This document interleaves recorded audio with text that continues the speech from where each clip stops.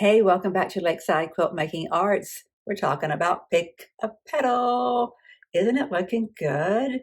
Of course, this is not the layout at all because this is our center medallion, and down here in this bottom section is where I'm working on the petal blocks that go around the medallion.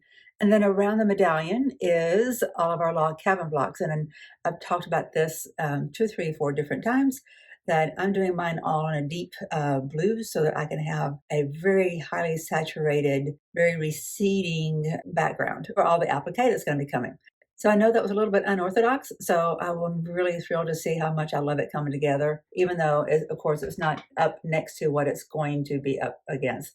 I think that I'm going to be getting enough of a contrast, a break of the eye, because all of these blocks that will go around the center medallion, they're all pretty light in nature, so it's not like the whole thing's going to be just a deep sea blue, which I don't think that would be ugly. I just got to say, I love this right here, all this.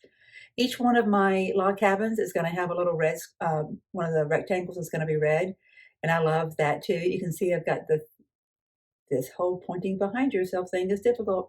That one right there has a little bit of a red, has a red square in the middle of it, and it's a third of the way done, meaning it has the square with one row of blocks all the way around it on all four sides. What I'm doing is I'm just keeping all the strips next to my machine, and I'm using it as a leader ender every time I'm taking anything off of the machine. As long as whatever I'm doing on the machine in addition to this is also requiring a deep blue thread, that it's all working out just fine. And since, how fortuitous that my other quilt that I'm working on simultaneously is the, what is it called?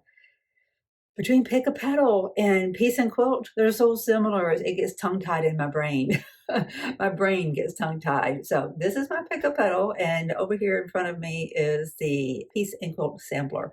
I'm doing that in a muddy kind of blue. It's not this brilliant cobalt blue here, although this would have been lovely too. But I think this would have been read by my friend who's going to be the recipient of that quilt. I think she would have kind of seen it more as color, whereas this other one is definitely color. It's still blue, it's just muted and grayed and more muddied. And I think that's going to fit her moody aesthetics for her home.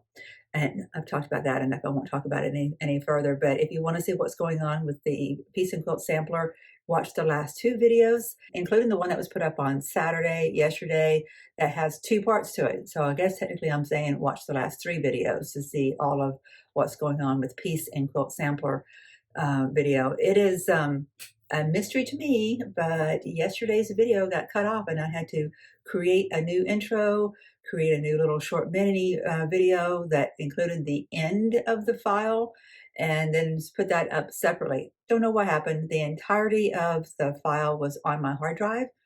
It just got truncated whenever it got put up to YouTube. After the videos get published, I always watch it using my personal account just to make sure there's at least one person who watches my videos all the way from start to end.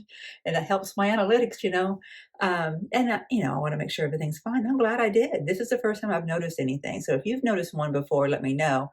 I don't watch a lot of YouTube, and I haven't ever seen that happen anywhere. So maybe there's a user error in it, but I really don't think so. I think it's a fluke. It's an unfortunate one. Kind of irritated me because it was an hour and 3 minutes long, and I intentionally worked on it to be that long. Well, not I didn't say, "Hey, it's got to be an hour and 3 minutes." No, but I intentionally went through the processes that I did, and then the viewer just left hanging. That's just uncool. So, but you know what is really cool? um, I call her my new friend. I don't know if she calls me her friend, but when someone does some nice things for me and helps to embrace this channel and encourage it and to support it by sharing their stuff with me, their progress with me, I I find that an act of friendship. And I've talked with this viewer Jody before, and I feel like I have a little bit of a kinship to her. So sometimes you just meet people and you feel like you're kind of kindred spirits. So Jody has sent in her progress, and she has just done a really beautiful job. She's far more experienced than I am, and so I'm listening up anytime she's given me tips. She's given me tips before about the heat resistant template plastic, and now this time she gave me a tip about how she is on each round of her blocks. She's trimming it up. And I think I should be doing that too. So that's what I did yesterday. I made 2 blocks. Did I make 2 blocks or 1 and a third? I don't remember how many. Yeah, I think I finished a block and then did another full one and had a third. I can't recall for sure, but I know I did at least 1 and a third, and trimmed it up each time I made a round, and that really made a difference. I think it's much neater, and then I was doing that too with my little shoe pie blocks. Every time this went to the pressing mat, I trimmed it up too, and it's good that I did. And I think they're pretty accurate. They could be a little bit more precise. So you can see the moody blue, muted gray blue um, color palette that we're using here. You're supposed to make 12 little shoe flies and put them around another star medallion, and that altogether makes 1 block, the first block for this quilt along. This is going to be a fun one. It really is, because I'm challenging myself to accept the fact that I can go kind of off the norm as far as color palettes go, and I kind of am with this one too. It doesn't surprise me. I kind of like to do a lot of things a little different than everybody else. I'm just kind of the oddball of all kinds of things. But I've learned to embrace myself. If nobody else does, I will. So these log cabin blocks are, and the original quilt is that palette way or color way is that this was light, like a pretty much low volume. There's just a bunch of low volumes, a lot of whites, and I didn't see it going down that way. So it's okay. Mine's different, and I love it. I love it, love it, love it. Okay, so what I do want to show to you, I want to show you more of Jody's work. She's gotten her medallion completely done. And then she's got all of her petal blocks done, so months 1 and months 2, and she's got them stitched together where they go onto the medallion. She did not stitch her log cabins to the petal blocks that are around the medallion.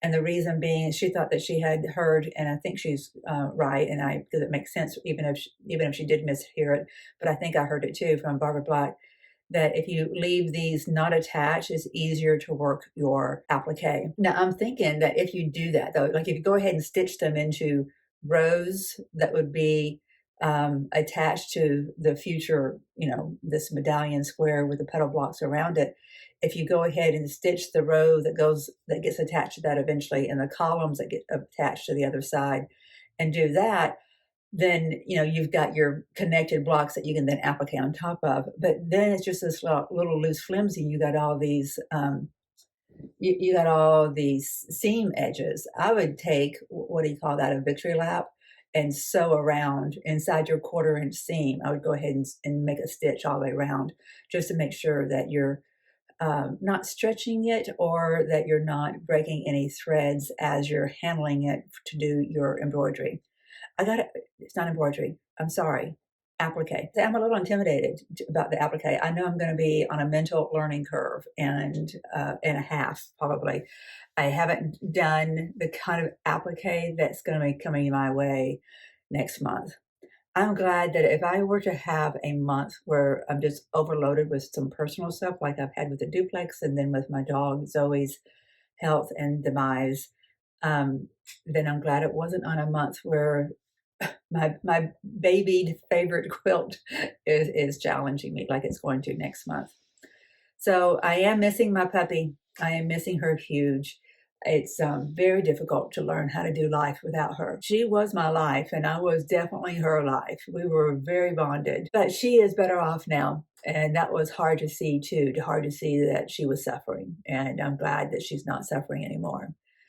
You'll see at the end of the video for yesterday, the part 2, that my vet came to the house and helped us here at the home. So she was in a peaceful environment, and not, she got nervous there at the very end because she didn't know what was going on, and she started panting. But you can only control things so much. She was a very nervous dog.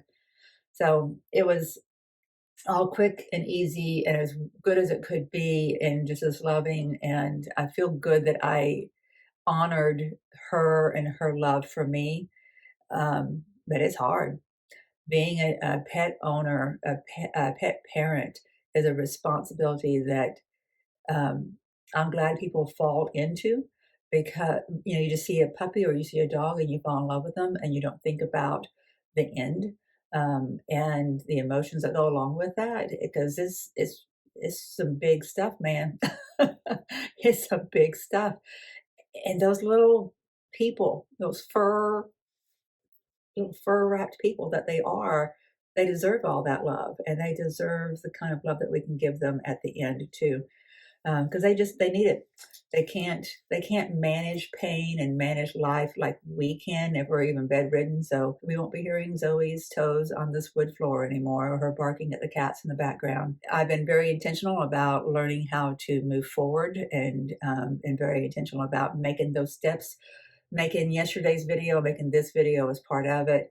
Um, it helps every time that you take some step towards the future when you've had a big loss or a big change. So enough about my recent loss. That appreciate you indulging me on that. I'm trying to be very intentional about speaking about it, not just for my own personal health, but for others too. It is okay to talk about the things that are in everybody's lives. We don't have to always have the pretty face forward. We don't always have to have everything going swimmingly. Real stuff happens. Parents come down with dementia. We lose a child. We have a SIDS death of an infant, or we lose a leg. All kinds of awful things happen. It is part of life. There is no reason why we can't talk about it. People are dealing with it everywhere. And if we squelch it, then they feel like they can't talk about it, and that's not healthy. So I'm here talking about all kinds of things, being vulnerable as I possibly can. I mean, I have been vulnerable with you guys about all of this right here, have I not? So, something else that Jody showed me that I fell in love with. Look at her shark. The name of that quilt is We're Gonna Need Another Boat. If you remember when Jody first started sharing her quilting progress with us for the Pick A Petal, she was also sharing with me, because I noticed in the background she had the witch, the green witch from Wicked. And I love that play. Oh, I love that play. And I love the movie Wizard of Oz too, but I really love the play. Like, I was quite addicted to it for a little while there. Went to different cities to watch it. It just really resonated with me. And who knew that the Wicked Witch was just an animal activist? Anyway, so I spotted the Wicked Witch on her design wall, and that started a conversation. And she shared with me her other monster movies playbills, if you will, that she was doing, all very classic scenes. On this email, where she shared with me her progress that she's just killing it on, where she told me about how she's sizing these up as she's going, keeping them trimmed up to the right size. She also showed me the recent collage of the one that she's calling We're Gonna Need a Bigger Boat. Do you remember that scene in Jaws? Classic, right? And you got that shark's mouth just coming up at the boat, and it's about this bigger than the boat itself. Yeah, I don't think you could keep me in the water again after that. So, my friends, you know what happened? Yesterday, I shared it in yesterday's video, but I got a gift and a half. I got this wonderful card. Isn't that great? I don't know, Doc. I just feel so hollow inside. This was clearly meant to reach me before Easter, and it probably would have if I had not given Sherry the wrong address. Erroneously, not intentionally, I promise. So she has sent to me. Check that out. Let me start with this piece, because this is a stellar, beautiful piece. It is a piece of hand-dyed fabric. You see that? Isn't that lovely? It feels like batik. It's, kind of thick like batik, and you can feel the tight weave, but you can also kind of see through it too.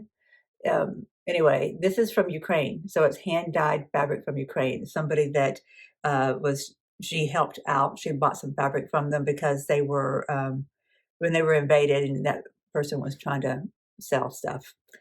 Bless their hearts, right? So this. Well, I will keep it intact and use it as some kind of centerpiece in something. Maybe it goes on the back and it's part of the label. I don't know. Maybe it goes in a completely different quilt, but it will not be cut up. I want to leave it intact. I don't want it to be. I don't want it to be diminished. I want it to have a presence so I can remember to talk about it. Helps us remember Ukraine too, right? So Sherry overproduced these two strips and she sent them to me. And don't you think that those are going to look beautiful mixed in with my crew of fabrics over here? I love them.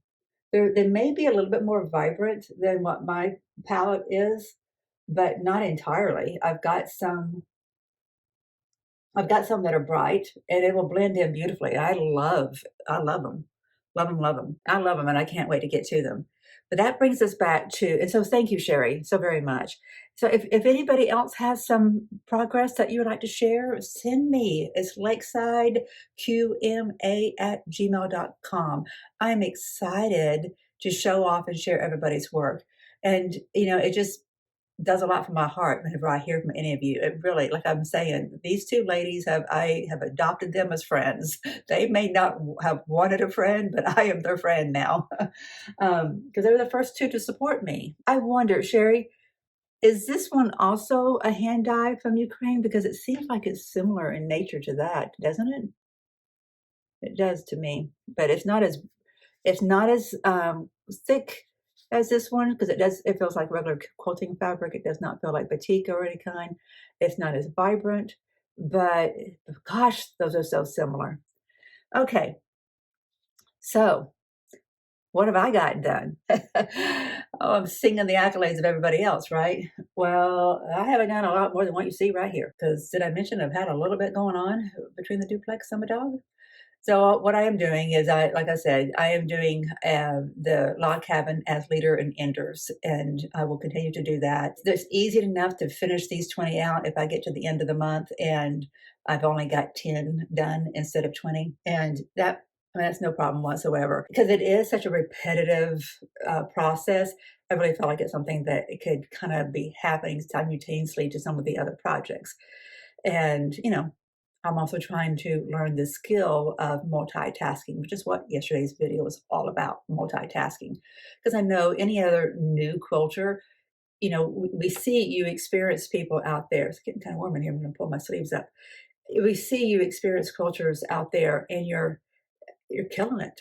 You're doing things just instinctively that it seems like it's a reach for us, right? You're doing things that seems, difficult or complicated or just more complex than what we feel like we're capable of doing because we're just trying to figure out how our machine works, how a quarter inch is done on your machine, how you thread your bobbin, those kinds of things. How do you pin? How do you not pin?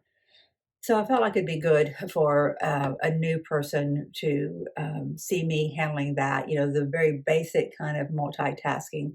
So yesterday's video, I had this going along with my shoe fly. And of course, we did work on the Moda Blockheads, coloring block 5. That's one of the ones that I have skipped in order to get caught up with everybody else.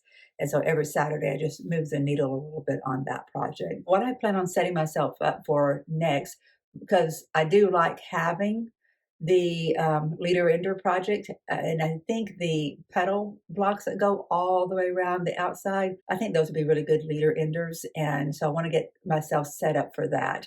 So that's probably the next project I'll do. If you notice on Jody's, she's got those done too. I mean, that woman is prolific. Probably some of you are too, and you look at me like, that poor girl's never going to get anything done. She's just dragging her feet. I promise you, I ain't dragging my feet. But what I do way too much of is editing. So, I mean, the editing takes a long time. You wouldn't think so because you think it'd be much more polished than these videos are for the amount of time I spend on them. So it wouldn't hurt if I figured out a way to not have to spend so much time editing. But I'll work on that over time. I don't plan on doing any kind of knee-jerk response there. I I'm certainly not going to hire an editor right now. This channel needs to be to the point where it makes money before I can do something like that. And I think I'm getting that. I think I'm getting closer to that. I think about 1,000 more watch hours. So hey, if you got nothing better to do, watch a video of mine, please, all the way through. So once I get another 1,000 of watch hours, then I can, on my long format videos, then I think I'll be at that point where YouTube will accept me as one of their partnership programs, and then I can start collecting ad dollars, and then maybe eventually I can have an editor, and then I can be more prolific in the studio. But that's not where I am right now, and that's okay. Also committing to myself that I'm going to be in bed by 11:30 at the latest. So if you see some videos not up by 5 a.m., know that I'm going to try to get them up later that day. And always look at my community posts You know, the section on YouTube where it says community, that's where you can make posts kind of like you do on Facebook. And then I can send you like a little Facebook post, basically, is what it looks like, that says, hey, like I did this morning, today's video is coming. It's just going to be a little bit late. It'll be up a little bit later. And so that's what I did. And I need to make another one. I don't know if you're allowed to make more than one a day. I'll have to check. But I should have, when I found out that the video was truncated, I should have thought to make another post. What I did though is I went to the comment section underneath the video and I pinned my comment there so people would see it, just saying, hey, this video got truncated. I pinned my comment there as a first one, just letting people know, hey, this got truncated. Don't know what happened, but I'll be posting the second half a little bit later. And I had to go out and do a little bit of shopping, and then I'm coming back and I'm talking to you guys, and then I will get that video up. I'm going to go ahead and call this video done for right now and to get you guys back to your stitching. Thank you for watching and all the encouragement and people who have reached out about my dog, Zoe. Oh my gosh, you've touched my heart. I really do appreciate it. Thank you so very much. Appreciate you guys. We'll see you tomorrow. We'll be talking about blockheads tomorrow. Bye. Take care.